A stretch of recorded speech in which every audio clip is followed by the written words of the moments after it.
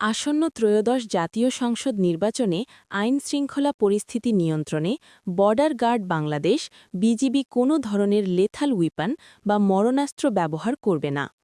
শনিবার ৩০ ডিসেম্বর রাজধানী মিরপুরে জাতীয় সুইমিং কমপ্লেক্সে আয়োজিত সংবাদ সম্মেলনে বিজিবির Dhaka sector commander colonel S Abul Ehsan এ তথ্য জানিয়েছেন।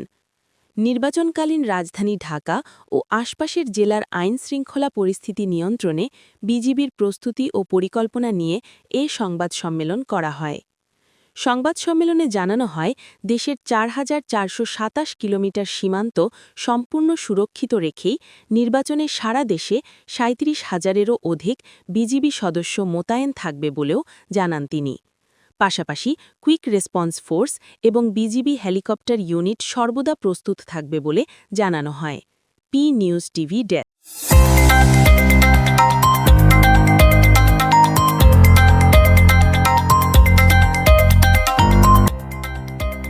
সত্যের সন্ধানে নির্ভীক।